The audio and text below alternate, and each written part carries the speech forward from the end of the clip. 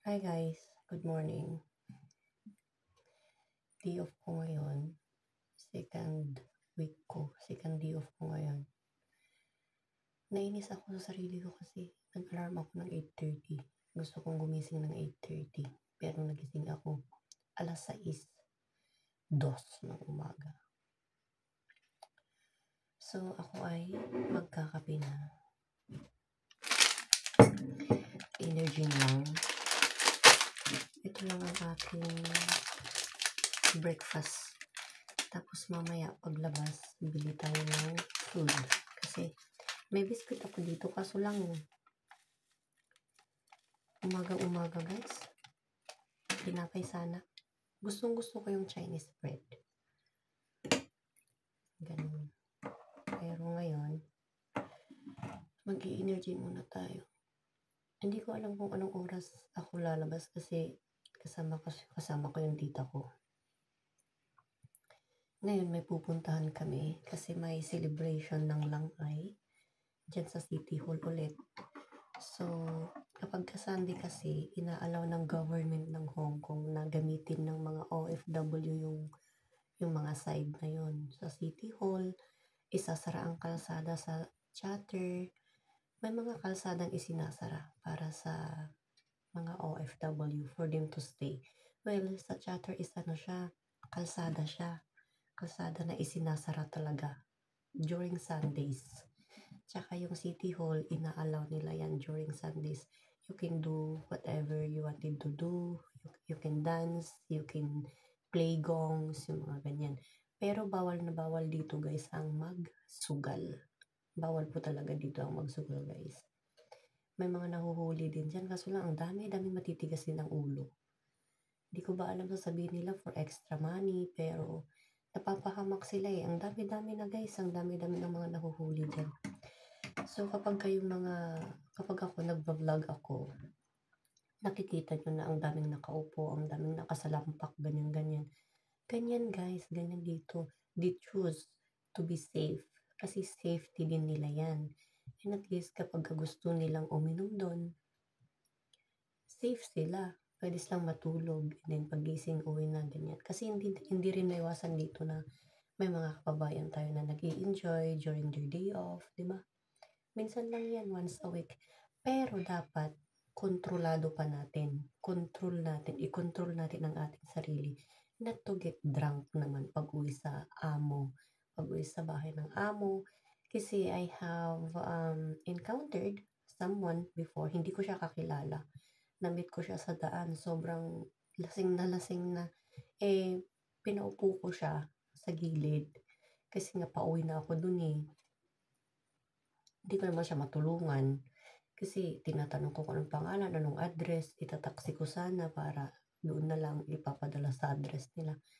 Pero hindi ko rin alam kung stay in siya sa amo or stay out siya kasi nga lasing talaga. So, control lang guys. Kontrolin natin kung ano yung mga kahit na gusto natin mag-enjoy at gusto natin gawin gusto natin gawin during day off, during our holiday. Pero i-control natin ang sarili. You can enjoy. You can do whatever you wanted to do guys in a positive way. Tapos control. Nandun lagi ang control sa ating sarili kasi dito hindi natin pag-aari ang ating ang ating oras, ang ating araw. Nangangamuhan tayo. So, yung life natin sa Pilipinas and life natin dito is 100% different. Masasabi ko. Kasi dito, hindi mo masunod ang gusto mo eh. Kahit day off mo, kontrolado mo pa rin ang sarili mo. Dapat naman talaga yun. So, yan guys. Mag-aano tayo. Mainit-init pa. Nainis lang ako dito sa book. Paano ba to? Hindi ko kasi kinuha yung hair straightener ko. Iniwan ko sa hipag ko kasi nga puno ng aking luggage. Kaya, ayan. Gusto ko sana siyang naligo ako kagabi. Ayoko sanang maligo ngayon. Pero parang maliligo pa rin ako. Kasi na yung buhok ko. bibili ako ng iron ng hair pero wala pa akong pera, wala pa tayong sahod. 2 weeks pa lang tayo. Yung allowance ko binigyan ng tita ko nung Tuesday, nung Sunday last week. Tapos nung umuwi yung kaibigan ko nung February ba yun? Nag-meet kami. February, nagbigay siya sa akin ng 300 pero utang ko yun sa kanya. Kapag nagsahod ako, ibibigay ko yun, of course, di ba? At least dun sa Pinas, hindi ako nagpapalit dun sa black market ng HK dollars, di ba? So, 300 ang ibinigay niya sa akin. Tapos may ibinigay ang tita ko na 270. Tapos may binigay yung kaibigan ko sa Pinas din ng $50. Tapos meron akong $100. Tapos meron pa akong kinuha sa asawa ko na $20. Which is ibinigay ko din sa kanya na sabi niya na parang ilalagay niya lang sa wallet niya. So, magkano kaya yun? 576.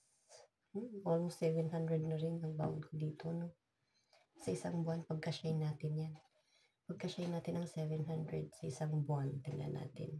So, nung nakagastos na ako dito pagdating ko kasi mga octopus ko. Lagyan ko na ng $100. Tapos, of course, may binili ako na dalawang sweatshirt nung pupunta ako doon sa government office. Meron akong dalawang nabili, which is $50. Kasi tag 30 yun pero pag bumili ka ng dalawa, less $10. Kaya bumili na ako ng dalawa, which is yun yung ginagamit-gamit ko pag inihatid ko yung alaga ko sa lessons niya. During Wednesdays or Saturdays, ganun. Tapos ano pa ba?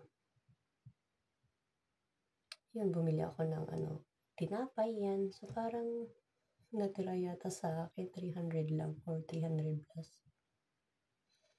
So ayan guys, thank you. Bye po. Labas tayo maya-maya lang after kong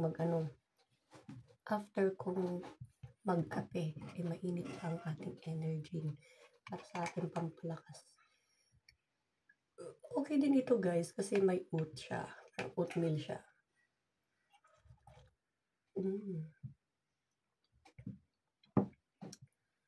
Yan pala.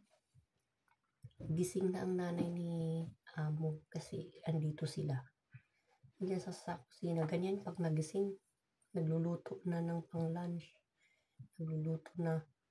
Kapag nagluto naman ng lunch, dinadagdagan na niya hanggang dinner. Kaya once nagluto yan, lunch and dinner na.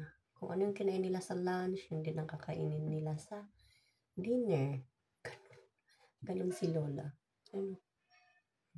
Narinig yan, mga kaldero. So, pumunta ako doon kumuha ng mainit na tubig. Kita ko siya. Good morning, sabi ko lang. So, ganun lang siya. Ganun lang guys, kape na po tayo. Bye!